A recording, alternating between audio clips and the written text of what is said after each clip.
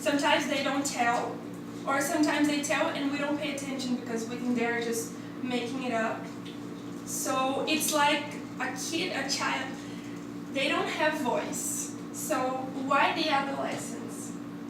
We are growing and becoming adults, and we're starting to realize that we can speak for ourselves. So it's like it's the first time that we have voice, that we can be listened for the others. So it's like everything that we kept shut inside of us can come out. So since we can speak for ourselves, we can give voice for all those things which we kept shut inside of us.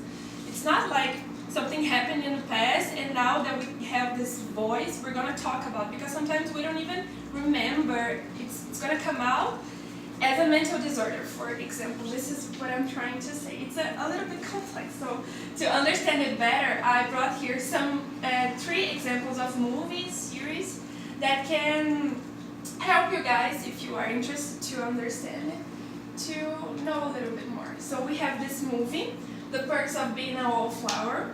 It's a story of this little guy here. I'm not going to give a spoiler, but mainly he's having trouble in his relationships with friends and girls. And the movie shows the explanation why he's having this trouble, and it is related to a childhood trauma that he had. This series is a famous one. I think everybody at least heard about it. 13 Reasons Why. It's about it's a story of this girl here, and she commits suicide. And the entire first season, it's explaining why she did it, and it's also related to some things that happened to her on her childhood. And here, this movie, it's called Gerald's Game. It's a movie based on Stephen King's novel of the same name. This is a really interesting one. It's a story about a couple, and they are trying to save their marriage, and they go travel together, and they go to a house by a lake, and it's a very isolated place, and they go to save their marriage.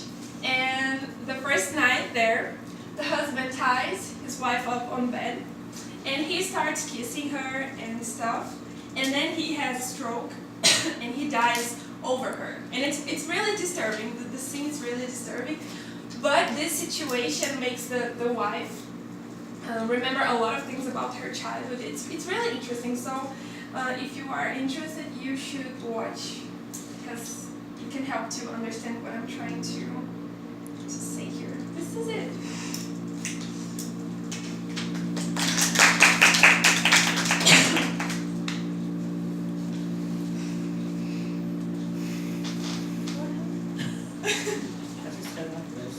Were you able to make the connection between childhood trauma and mental disorders?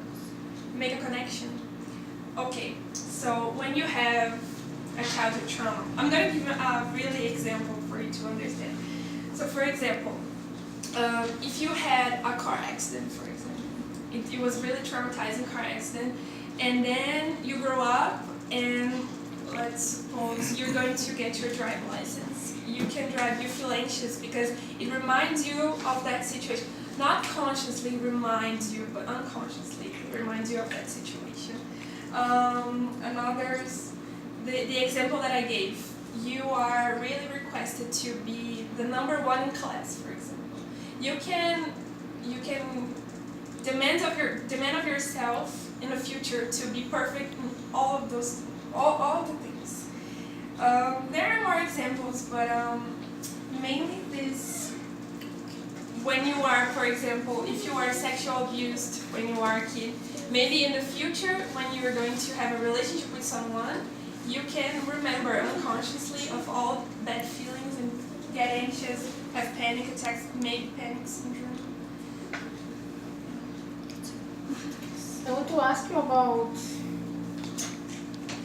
treatment.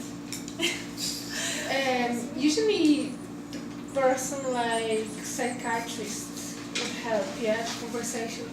How about some medicine and then placebo?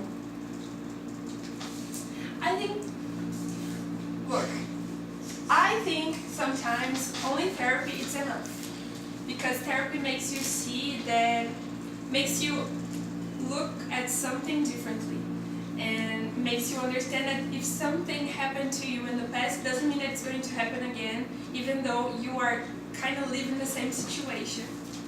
But sometimes, for example, with panic syndrome and schizophrenia, for example, they are more difficult and heavy disorders. So sometimes it's good to have therapy and take pills together too. They can help more. But about placebo, my opinion, I think it would be helpful. I don't know about this too, because they are more complicated to treat. But I think if we think that we are getting better, it can help more. The problem comes from our mind, so maybe. Yes. One more question: have you ever heard about nutritional psychiatry? Nutritional. So it's about how do we eat? That may change. How can it affect our minds? That may change our lives. I've heard that this is the future of mental health problems. What do you think? I've never heard of it. But I think that there is a connection, like a really deep connection between our mind and our body. So I think that if our body is healthy, it can affect our mind, and if our mind is healthy, it can affect our body. So I think it's possible. Okay.